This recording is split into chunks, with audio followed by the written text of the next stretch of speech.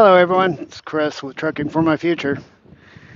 Oh, I am currently in Louisville, Kentucky. I just brought in my private car up here and put it at our station here at our yard.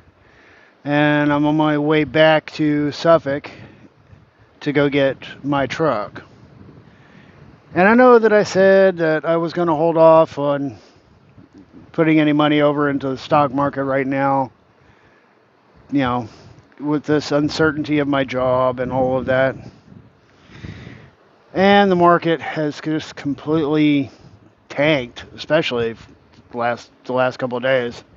It's just dropped like a hot rock, and I couldn't resist. I'm a sucker, you know.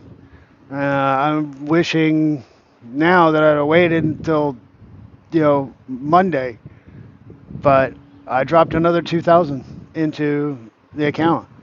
There's just too many good deals. There's just too many good opportunities with the market being down like it is to buy in super low. And I know everybody's talking about, oh, it's going to crash. It's going to drop another 10%. You know what? I'm looking at this as a great opportunity. The more it keeps dropping and the more time it takes to do it, the more cash that I can put aside to invest.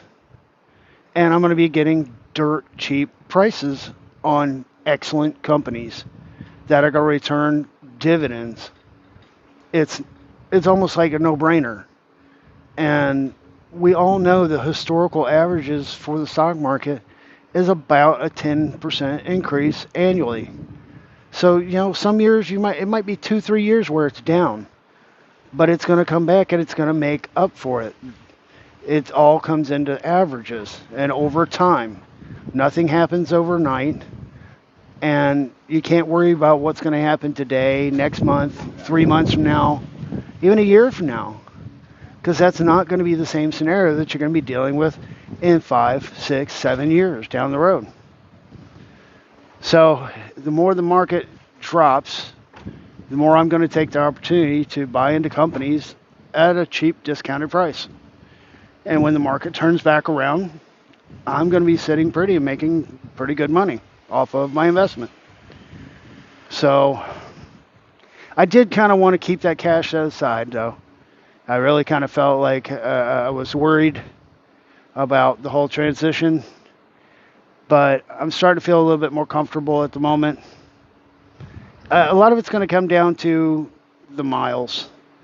If they can get me the number of miles or a close figure of miles that I was getting with the dedicated account, then I'll be just fine. And if not, then I'm going to have to take some time and switch careers or switch to a different company, but still in the same career field. There's tons of companies out there who are itching to hire new drivers, so it's not a big deal. It's just a headache and hassle and maybe a little slowdown, but it's not going to be the end of my cash flow at all. So that's why I decided to go ahead and do it. And I still got cash on hand. Don't get me wrong. I still got a couple grand in my bank account, so I'm not totally wiping out my cash. I still have a little bit. So if something comes up or something happens, I'll be all right for a little while. And worst case scenario, if I have to go through all of that cash, I still have available credit on numerous credit cards, and that will give me enough time to start selling off some stock. And that usually takes about a week or so.